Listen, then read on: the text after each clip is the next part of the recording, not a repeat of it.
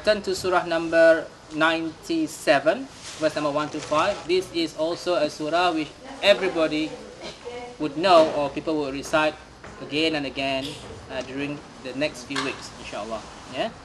A'udzu billahi minasyaitonir rajim. Bismillahirrahmanirrahim. Inna anzalnahu fi lailatul qadr wa ma adraka ma lailatul qadr. Lailatul qadri khairum min alfi syahr.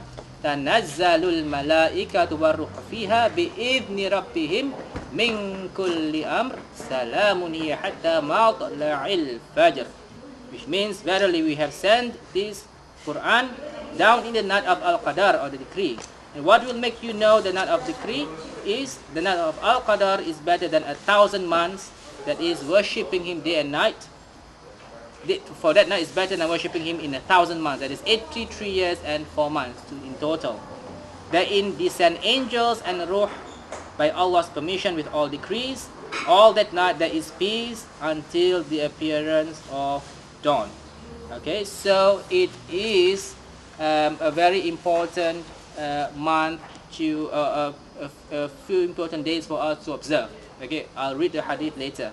Okay, turn again to surah number 44, verse number 3 to 6. Ad-Dukhan. Ad-Dukhan 44, verse number 3 to 6. Inna anzalnahu fi laylatin mubarakatin inna kunna mundirin fiha yufraqu kullu amrin hakim amram min indina inna kunna mursalin rahmatan min rabbika innahu huwas sami'ul alim.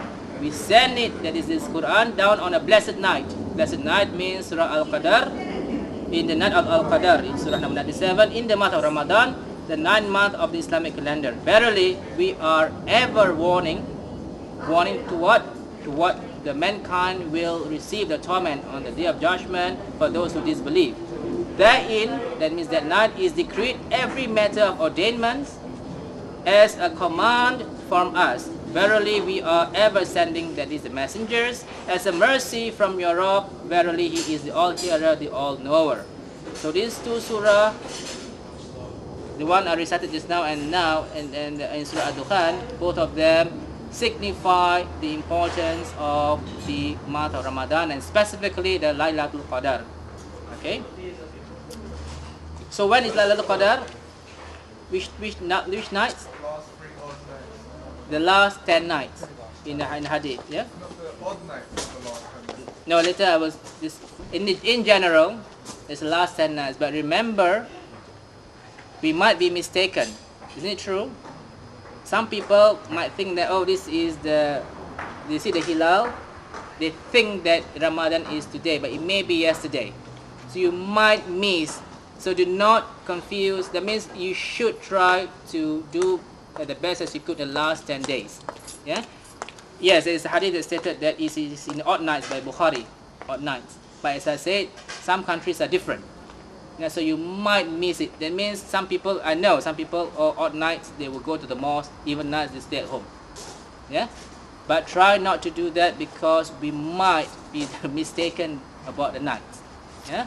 So it's important for us to be awake and to devote ourselves to worship Allah for the whole night, in the last 10 nights. It is related in hadith of Bukhari Muslim, in which Aisha radiallahu anha reported, when the last 10 nights of Ramadan would begin, the Messenger of Allah would keep awake at night for praise and devotion, awaken his family and prepare himself to be more diligent in worship. That means, literally, we have to plan in Ramadan. Okay, all of us have to be realistic. All of us are not robots or not machines.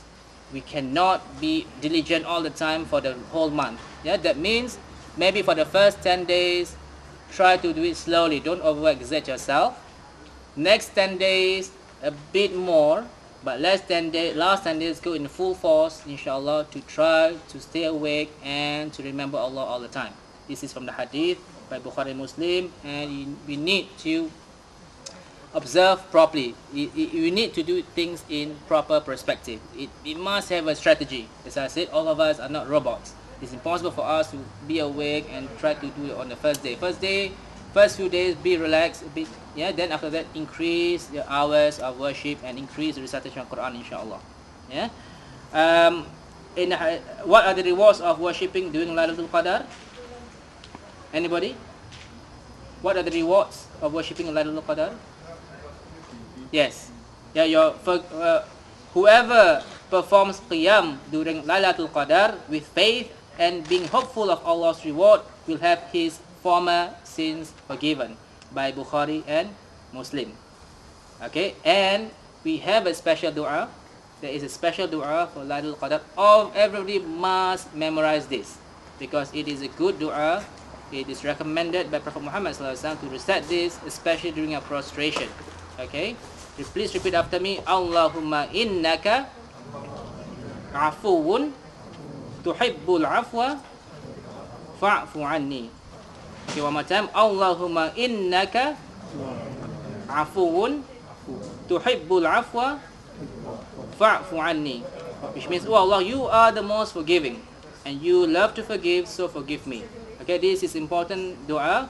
Don't worry, as I said, all this will be in the on the email that I will send to you, inshallah. Hadith by Ahmad, Ibn Majah and At-Tirmizi. So this is during the night of Lailatul Qadar. We need to recite this again and again and again, inshallah, as many times as possible. What are the signs of Lailatul Qadar? Anybody?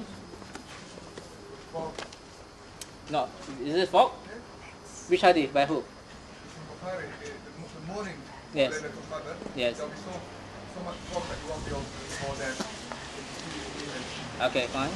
If you say that, but the one that is also sorry. The what? Yes, very peaceful. You will feel it, yeah. And also another sign is that the sun appears to have no rays. You will find that the sun is very full when it comes up in the morning. Yeah, it is one of the signs of Lailatul Qadar. Yeah. So, but again, everything is up to Allah. So, but usually every year you will feel, everybody will guess whether this night is Lailatul Qadar or not. I think like last year, I think some of us felt that it was on the night 27, right? In London, it was, why? Because of the fog. Yeah. In Mecca, we felt it was on the 27th night because every morning the temperature was about 39 or 38. But that morning of the 27th, it was about 20, 22, 25. It was very cool. So you feel different. But again, we do not know. This is just a guess. Yeah, everything is up to Allah to determine when is Lailatul Qadar. Okay. Now the next we move to Ramadan and Qiyam al-Lail. Yeah, Qiyam al-Lail. It is Qiyam al-Lail means to stand up for long periods of time to do your prayers. Yeah. Another word, common word, as you know, is tarawih, which is not that accurate. But the word, if you are in Saudi or Mecca, Medina, nobody will understand what is tarawih, right? They use the word qiyam, right? So it is a proper word. Yeah, but what people are using the word tarawih here. Okay, doesn't matter whatever it is. It's not, sorry. It's tarawih part. Sorry? Part. I'm coming to that. Oh. Yeah.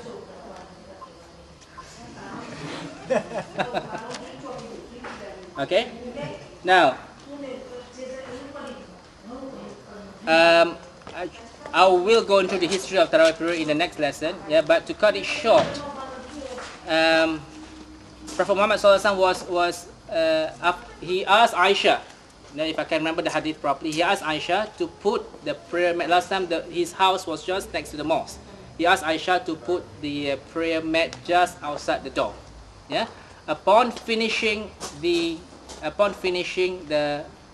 Isha prayer, he moved on to the prayer mat outside his door and he led the people to pray Tarawih prayer for the first time. Then, yeah. Now that was the first night. The first time it ever started. And the next day, people were talking about it. Oh, there's a new prayer was starting. Next day, after the Isha prayer, same thing. He asked Aisha to put the prayer mat outside. Next day, the mosque was crowded, very, very, very, very crowded. Yeah, and fine, the Tarawih prayer was done. And in the authentic hadith, he has never done more than 11 rak'ah prayer. Yeah, this is the authentic hadith. Yeah. Then the next day, same thing. Mosque become unbearably packed. Yeah, because of this new prayer of Tarawih. Yeah. Now on the fourth night, after the Isha prayer, Prophet Muhammad SAW went into the house and he asked Aisha, "Oh Aisha, bring my prayer mat in." Yeah. So he went into the house without doing the Tarawih prayer. And people were all waiting for him. It was packed. People were waiting. When is the Tarawih prayer going to start?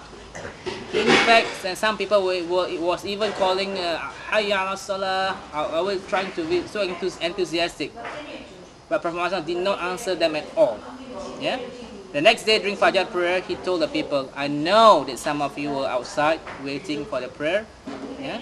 But I deliberately do not want to do that in order for or else people would make it obligatory."